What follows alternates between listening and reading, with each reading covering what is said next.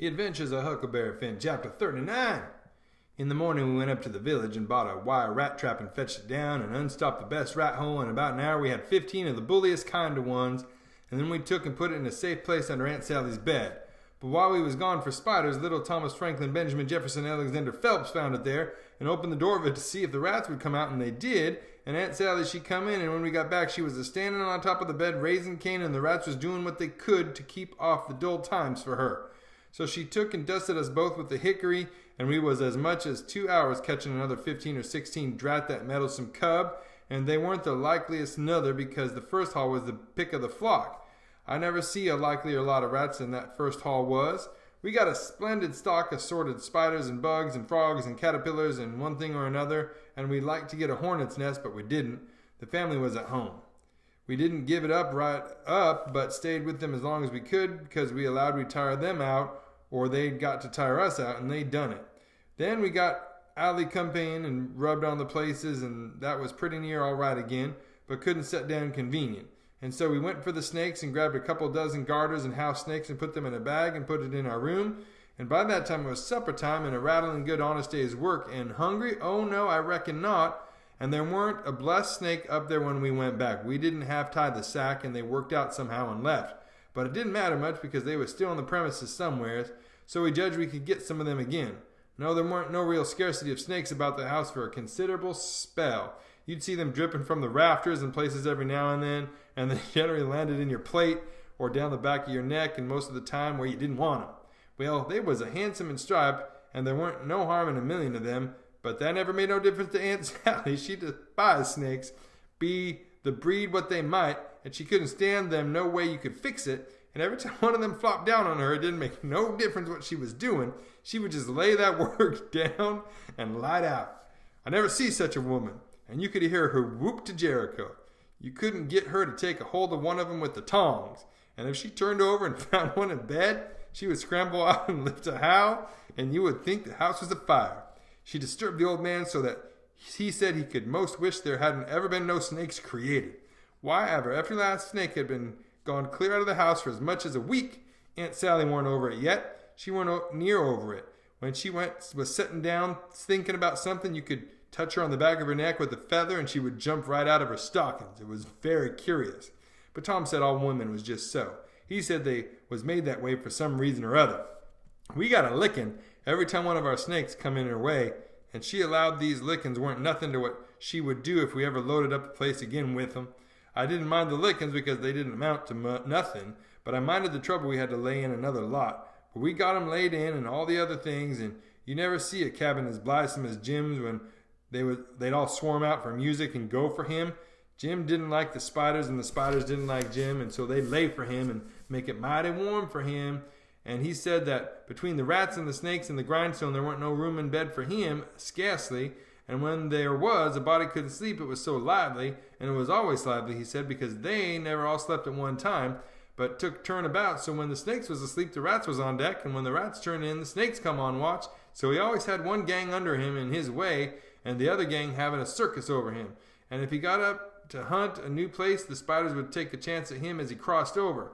He said if he ever got out this time, he wouldn't ever be a prisoner again, not for a salary. Well, by the end of 3 weeks, everything was in pretty good shape. The shirt was near set in early in a pie, and every time a rat bit Jim, he would get up and write a line in his journal which the ink was fresh and pens was made. The inscription and so on was all carved on the grindstone. The bed leg was sawed in two, and we had ate up the sawdust, and it give us a most amazing stomach ache. We reckoned we was all going to die, but didn't. It was the most undigestible sawdust I ever see, and Tom said the same. But as I was saying, we got all the work done now at last, and we was all pretty fagged out, too, but mainly Jim. The old man had wrote a couple of times to the plantation below Orleans to come and get the runaway nigger, but hadn't got no answer, because there weren't no such plantation. So he allowed he would advertise Jim in the St. Louis and New Orleans paper, and when he mentioned the St. Louis ones, it gave me the cold shivers, and I see we had no time to lose. So Tom said, now for the anonymous letters. What's them? I says. Warnings to the people that something is up. Sometimes it's done one way, sometimes another, but there's always somebody spying around that gives notice to the governor of the castle. When Louis the 16th was going to light out of the Tuileries, a servant girl done it. It's a very good way, and so is the anonymous letters. We'll use 'em both. And it's usual for prisoner's mother to change clothes with them, and she stays in, and he slides out in her clothes. We'll do that too. But looky here, Tom. What do we want to warn anybody for that something's up? Let them find out for themselves. It's their lookout. Yes, I know, but you can't depend on them.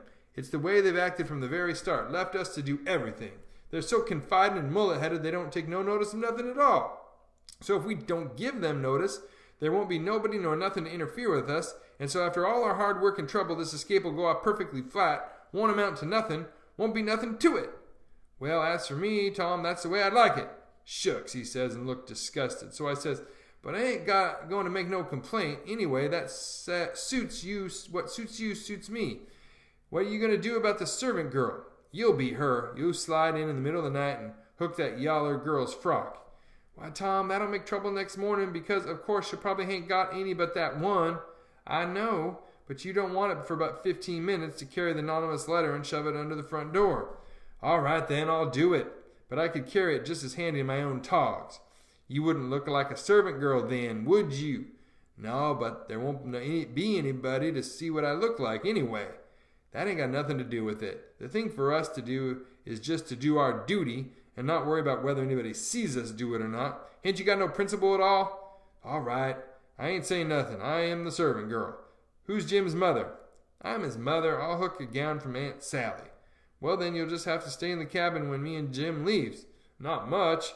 I'll stuff Jim's clothes full of straw and lay it on his bed to represent his mother in disguise, and Jim will take the nigger woman's gown off of me and wear it, and we'll all evade together. When a prisoner of style escapes, it's called an evasion. It's always called so when a king escapes, for instance. And the same with a king's son. It don't make no difference whether he's a natural one or an unnatural one. So Tommy wrote the anonymous letter, and I smooched the yaller wench's frock that night and put it on and shoved it under the front door the way Tom told me to. It said, "Beware, trouble is brewing, keep a sharp lookout, unknown friend." Next night we stuck a picture which Tom drawed in blood of a skull and crossbones on the front door, and next night another one of a coffin on the back door. I never see a family in such a sweat. They couldn't have been a worse scared if the place had been full of ghosts laying for them behind everything and under the beds and shivering through the air. If a door banged, Aunt Sally, she jumped and said, "Ouch." If anything fell, she jumped and said, "Ouch." If you happened to touch her, when she weren't noticing, she done the same. She couldn't face no way and be satisfied, because she allowed there was something behind her every time, so she was always a-whirling around sudden and saying, "Ouch." Before she got 2/3 around, she'd whirl back again and say it again, and she was afraid to go to bed, but she doesn't set up. So the thing was working very well, Tom said. He said he'd never see a thing work so more satisfactory. He said it showed it was done right. So he said, now for the grand bulge. So the very next morning at the streak of dawn, we got another letter ready and was wondering what we better do with it, because we heard them say at supper they was going to have a nigger on watch at both doors all night. Tommy went down the lightning rod to spy around, and the nigger at the back of the door was asleep, and he stuck it in the back of his neck and come back. This letter said, "Don't betray me. I wish to be your friend.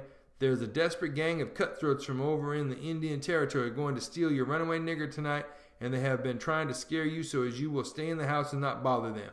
I am one of the gang, but have got religion and wish to quit it and lead an honest life again, and will betray the hellish design.